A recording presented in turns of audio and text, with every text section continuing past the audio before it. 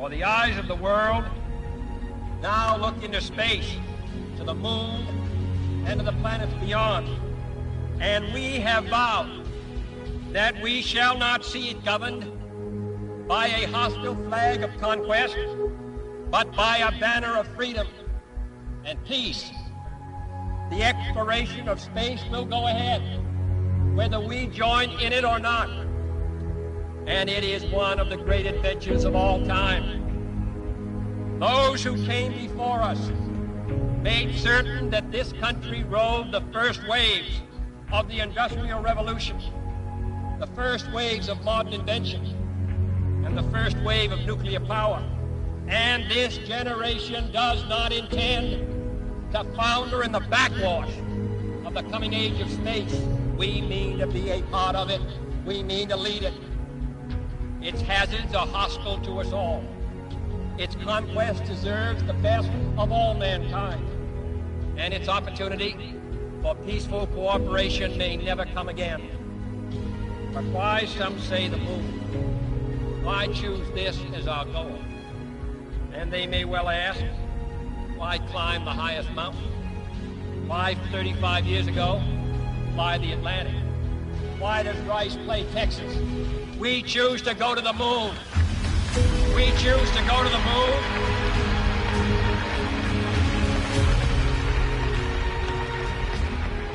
We choose to go to the moon in this decade and do the other thing, not because they are easy, but because they are hard. Because that goal will serve to organize and measure the best of our energies and skills. Because that challenge is one that we're willing to accept, one we are unwilling to postpone, and one we intend to win on the other side.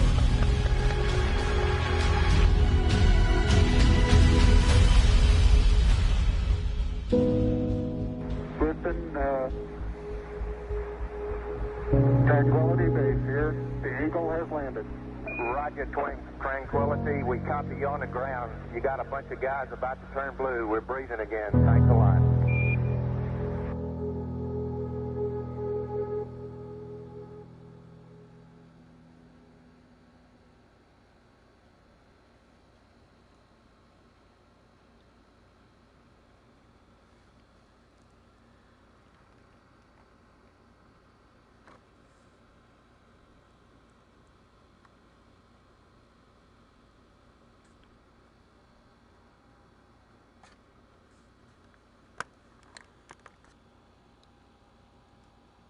I think the momentous, most memorable thing that I can recall about that particular day was the opportunity while my two friends here were being put into the spacecraft to stand alone by myself out there and look at the rocket and the quietness and see the sun come up and the waves rolling in and the evidence of the millions of people watching, but nothing specific and just so quiet, and to realize that indeed such a contrast was going to take place, all the frantic activity preparing the rocket, but it's so quiet up there for me personally, and that in a very few moments we were going to be departing in a great roar and off for a momentous event.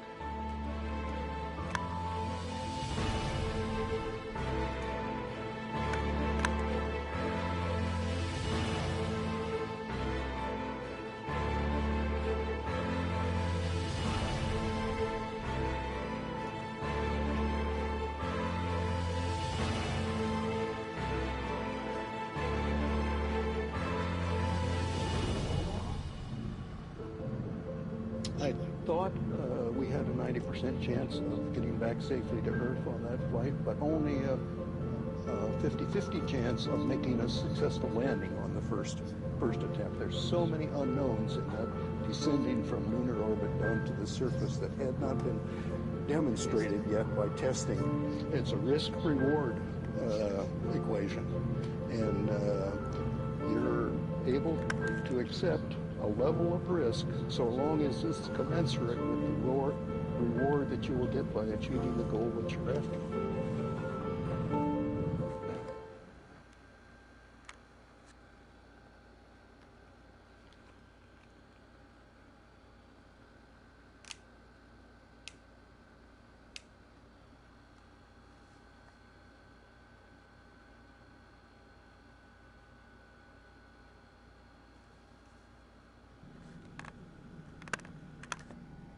T-minus 1 minute, 35 seconds on the Apollo mission, the flight to land of the first men on the moon. All indications coming in to the control center at this time indicate we are go. 1 minute, 25 seconds and counting. Our status board indicates the third stage completely pressurized. 80-second mark has now been passed. We'll go on full internal power at the 50-second mark in the countdown. Guidance system goes on internal at 17 seconds, leading up to the ignition sequence at 8.9 seconds. We're approaching the 60-second mark on the Apollo 11 mission. T-minus 60 seconds and counting. We passed T-minus 60. 55 seconds and counting. Neil Armstrong just reported back. It's been a real smooth countdown. We passed the 50-second mark. Power transfer is complete. We're on internal power with the launch vehicle at this time. 40 seconds away from the Apollo 11 liftoff. All the second stage tanks now pressurized. 35 seconds and counting. We are still go with Apollo 11. 30 seconds and counting. Astronauts report it feels good. T-minus 25 seconds. 20 seconds and counting. T-minus 15 seconds. Guidance is internal. 12, 11, 10, 9. Ignition sequence start. 6, 5, 4, 3, 2, 1, 0. All engine running.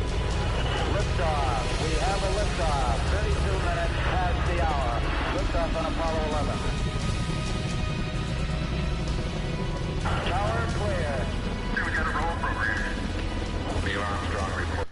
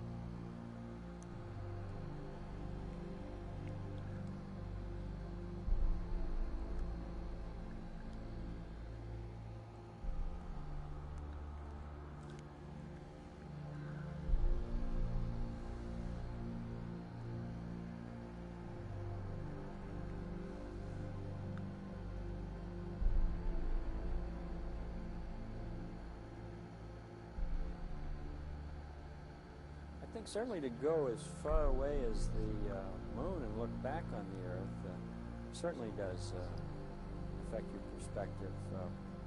And then when you see it, tiny as your thumbnail held out in front of you at arm's length, that sort of gets your attention.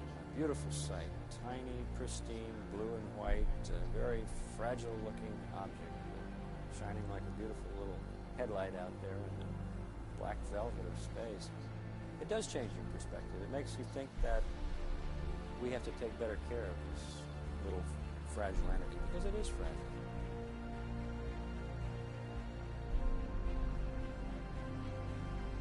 Apollo 11, this is Houston. Slightly less than 1 minute to ignition, and everything is go. Roger, Apollo 11's go.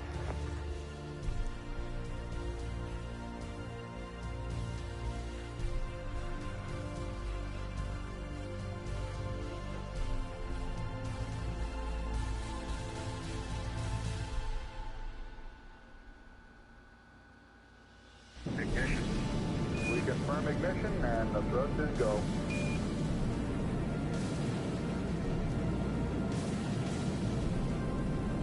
Apollo 11, this is Houston at 1 minute. Trajectory and guidance look good, and the stage is good. Apollo 11. We're showing velocity 35,570 feet per second.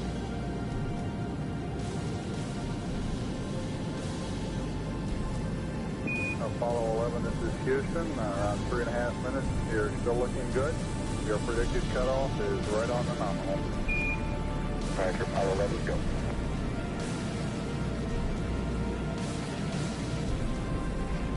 We're showing velocity 35,570 feet per second. Altitude 177 nautical miles.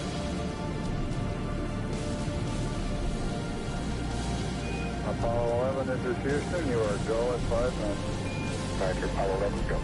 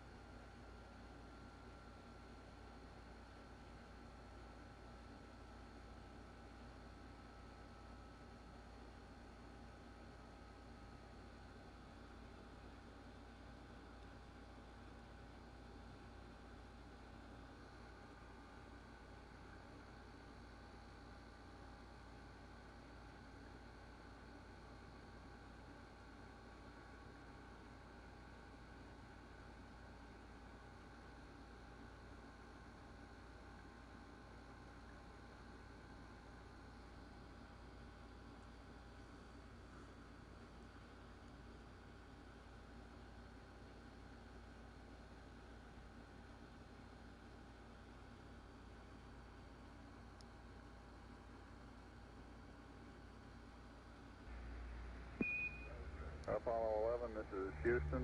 Your go for separation. Our system's recommendation is arm both spiral buses, over. Okay, Spiral B coming armed. My intent is to use bottle primary 1 as per the checklist, therefore I just turned daylight. Roger, we concur with the logic.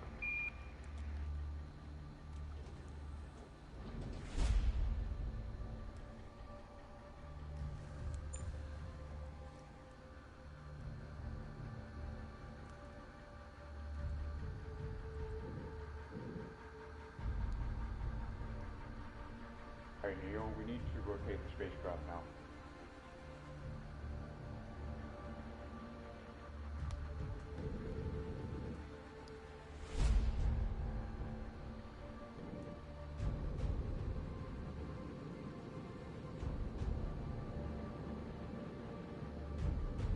Okay, we got the Eagle in view.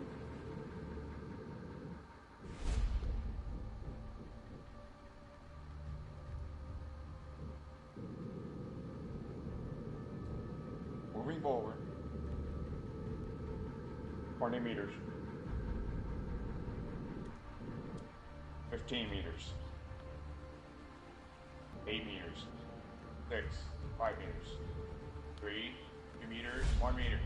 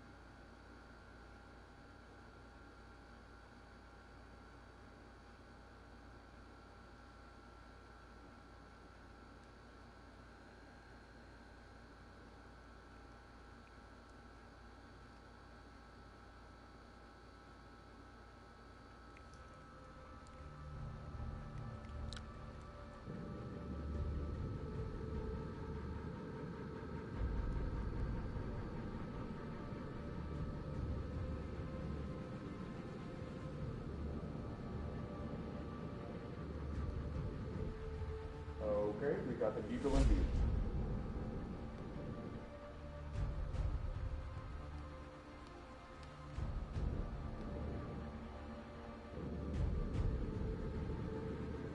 Moving forward. 15 meters.